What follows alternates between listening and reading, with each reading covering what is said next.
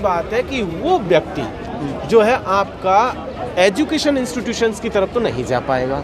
और वो इसलिए नहीं जा पाएगा क्योंकि उसका प्राइमरी कंसर्न होगा अपनी ज़मीन को बचाना, अपने जंगल को बचाना और अपने घर को बचाना। जब वो अपना घर नहीं बचा पाएगा तो फिर वो एजुकेशन लेकर के क्या करेगा? उसके लिए प्राइमरी टारगेट है अपने घर को बचाना, उसका घर नहीं बच रहा है और सरकार चाह रही है कि वो ऑनलाइन एजुकेशन ले ले, जहाँ पर आज की तारीख में सड़क नहीं पहुँची है। माइनिंग करने के लिए कंपनियाँ पहुँच चुकी हैं, ज़मीन को हड़पने के लिए पूंजीपति अडानी अंबानी पहुँच गए हैं, लेकिन उसके घर तक जो है स्कूल नहीं पहुँचे। आप चाह रहे हैं कि वो ऑनलाइन एजुकेशन ले लें और वो भी आप देना चाह रहे हैं अपने तरीके से, वो नहीं ले पाएगा। तो इसलिए ये एजुकेशन का जो पूरा मैकेनिज्म है, दलितों, आदिवासियों, पिछड़ों, पासमानदा और महिला, सबसे इम्पॉर्टेंट इसमें महिला है। वो किसी भी तबके की होगी, वो सबसे ज़्यादा सफ़र करेगी, क्योंकि ऑनलाइन एजुकेशन होने के बाद घर में, क्योंकि सरकार सपोर्ट नहीं करेगी आपको कि भाई सरकार आपको डिवाइसेस दे दे, सरकार आपको फ्री में इंटरनेट प्रोवाइड कर दे, सरकार आपको बिजली भी फ्री में दे दे, सरकार आपको पढ़ने के लिए प्रॉपर स्पेस भी दे दे, वो नहीं करने जा रही सरकार। तो आपके पास लिमिटेड जब स्पेस होगा तो जाहिर सी बात है, अगर परिवार में 2 बच्चे हैं, उसमें एक बेटा है, एक बेटी है, तो जो सामान्यतः परिवारों के हालात होते हैं उसमें बेटा को तो मिल जाएगा, बेटी को नहीं मिलेगा। और जब बेटी को नहीं मिलेगा तो 50% आबादी, सीधा पूरे देश की 50% आबादी प्रभावित होने जा रही है। ऐसे में ये बहुत खतरनाक डिसीजन होगा अगर न्यू एजुकेशन पॉलिसी की जाए तो। और इसके अलावा एक चीज़ समझिए कि एजुकेशन के बाद रोजगार के पॉइंट ऑफ व्यू से भी आप समझेंगे, जब सारी चीज़ें प्राइवेटाइज हो जाएंगी तो एक तो रिजर्वेशन का वो नहीं रहेगा, रिजर्वेशन भी खत्म हो जाएगा। दूसरा, जब प्राइवेटाइज हो जाएगी, सब ऑनलाइन हो जाएगा तो नौकरियां भी कम मिलेंगी। रिजर्वेशन तो पहले खत्म हो, उसके बाद नौकरियां भी आपकी 40 से 50% घट जाएंगी, क्योंकि ऑनलाइन में तो एक व्यक्ति यहाँ से बैठ कर। भाजपा का तो ये कहना है कि जैसे जैसे प्राइवेटाइज हो जाएंगी चीज़ें, उससे ज़्यादा नौकरियाँ बनेंगी, उनका ये कहना है। नहीं, देखो, उनका कहना है अगर आत्मनिर्भर वाली बात है तो आप देख लीजिए पूरी दुनिया में जहाँ पर भी ऑनलाइन एजुकेशन हुई है या जहाँ पर भी चीज़ों का प्राइवेटाइजेशन हुआ है, क्या वहाँ पर रोजगार बढ़ा है? इसका तो बहुत बेसिक सा आपको एग्जांपल मिल जाएगा। आप यूरोप से लेकर कहीं भी उठा करके देख लीजिए, किसी भी देश में देख लीजिए जहाँ पर भी प्राइवेटाइजेशन की वजह से नौकरियाँ बढ़ी हो, एक भी एग्जाम्पल होगा तो आप मान जाएंगे। नहीं है ऐसी कंडीशन। प्राइवेटाइजेशन की वजह से कहीं पर भी आपको ये देखने को नहीं मिलेगा कि रोजगार बढ़ रहा हो, बल्कि रोजगार घटे हैं प्राइवेटाइजेशन के चलते। और आप देख लीजिए आज की तारीख में, आप देखिए कि उड़ीसा में एक माइनिंग लगाई गई। माइनिंग के दरमियान ये कहा गया कि भाई यहाँ इस माइनिंग के ज़रिए इस इलाके के जो आदिवासी होंगे उनको रोज़गार दिया जाएगा।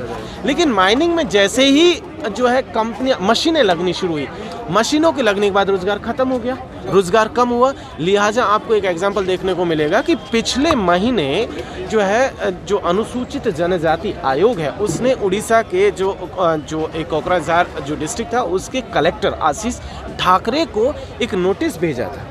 और नोटिस में ये कहा था कि वहाँ के डीजीपी को कि इन आशीष ठाकरे साहब को तुरंत गिरफ्तार करके आप कमीशन के सामने पेश करें, क्योंकि इन्होंने, जो सरकार ने इन आदिवासियों के साथ कॉन्ट्रैक्ट किया था कि ये इनको रोजगार देंगे और ये नहीं प्रोवाइड करा पाए, इसलिए इनको अरेस्ट किया जाए। तो प्राइवेटाइजेशन की वजह से कहीं पर भी रोजगार आज तक नहीं बढ़ा। जब तक आपकी चीज़ें गवर्नमेंट कंट्रोल में रहेगी, पब्लिक फंडेड रहेंगी, तब भी आप जाकर के चीज़ों को बचा सकते हैं, रोजगार को बचा सकते हैं, अदरवाइज नहीं बचे। जी, भाजपा पे बताया जाता है कि नंबर हैं लोकसभा राज्यसभा में, तो कैसे रोका जाएगा? देखिए, लोकसभा राज्यसभा में नंबर तो तब भी थे जब इस देश में कृषि कानून लाए गए थे और उन्होंने पास करा लिए थे। लेकिन हमने देखा कि साल भर के बाद उन्हीं नंबरों के होने के बावजूद भी जो सरकारें हैं उन्होंने अपने मत वापस लेना पड़ा था।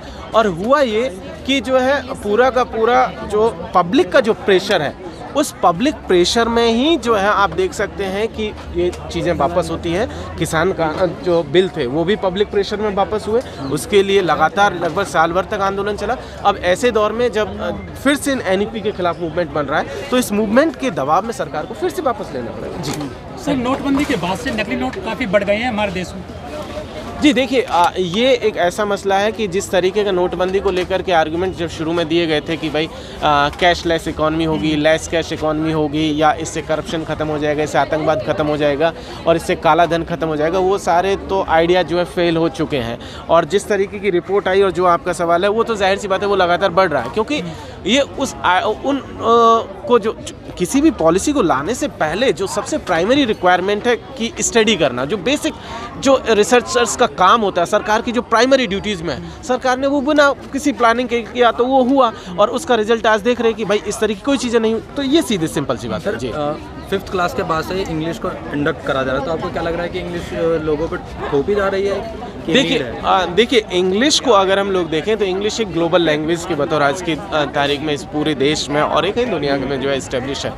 देखिए इंग्लिश एक ज़रूरी हिस्सा हो गया है। अब अगर एजुकेशन को देखें, ये इसलिए ज़रूरी हिस्सा हो गया क्योंकि सरकारों ने अपने देश में जो है अपनी जो ज़रूरत के मुताबिक एजुकेशन को कभी प्रमोट नहीं किया। इस लोगों की जिस तरीके की ज़रूरत थी, जो जितनी यहाँ पे भाषाएं थी, अगर उन भाषाओं पर फोकस शुरू से किया जाता तो इंग्लिश का आज ये मोनोपोली नहीं होता।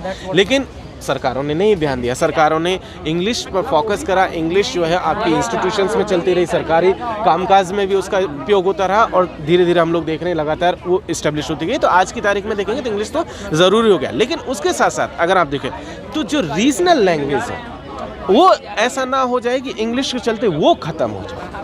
और ये आप हिंदी डिबेट पे क्या बोलेंगे, जो हिंदी लैंग्वेज के ऊपर डिबेट छिड़ी पड़ी है? हिंदी और लैंग्वेज के ऊपर कौन सी जो डिबेट, जो साउथ वर्सेस नॉर्थ वाली, देखिए ये डिबेट बहुत पुरानी है, ये आज की डिबेट नहीं है। आज से 50 साल पहले भी ये डिबेट लगातार चल रही थी। और 50 साल पहले का अगर हम लोग इतिहास उठा करके देखें तो जब हिंदी को जब थोपने की कोशिश हुई है, लगातार रीजनल लैंग्वेज की तरफ से, या ये कहिए कि बाकी भाषाओं की तरफ से, रीजनल भी नहीं कहना चाहिए उनको, बाकी भाषाओं की तरफ से लगातार उनका जो है विरोध होता रहा है। और उस विरोध की वजह यही है कि आप थोपने की कोशिश मत कीजिए, आप सबको इक्वली ट्रीट कीजिए।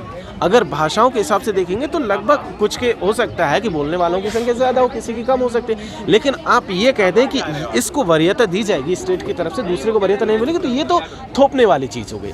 और वो किसी भी भाषा के ऊपर जब आप दूसरी भाषा को थोपेंगे तो जो वो पहले के बोलने वाले जो उसको स्वीकार नहीं करते, तो वो डिबेट लंबा है और वो चलता आ रहा है, वो चलेगा। तो यही सवाल सर, क्या मांग है आपकी? देखिए हमारी बहुत सिंपल मांग ये है कि भाई न्यू एजुकेशन पॉलिसी के ज़रिए जो एक्सक्लूजन किया जा रहा है, इस एक्सक्लूजन को ध्यान में रखते हुए इस पूरी की पूरी न्यू एजुकेशन पॉलिसी को विड्रॉल किया जाए, वापस लिया जाए। और जिस तरीके के सजेशंस इसमें दिए गए थे, ज़रूरत जिस तरीके के लोगों की, उस ज़रूरत के हिसाब से अगर आप लाना चाहते तो उस ज़रूरत के अकॉर्डिंग लाया जाए। जी थैंक यू। अगर आपने अभी तक हमारा चैनल सब्सक्राइब नहीं किया है तो सब्सक्राइब करें और घंटी का बटन बिल्कुल भी दबाना ना भूलें, ताकि सभी लेटेस्ट खबरें पहुंच सकें आप पे सबसे पहले।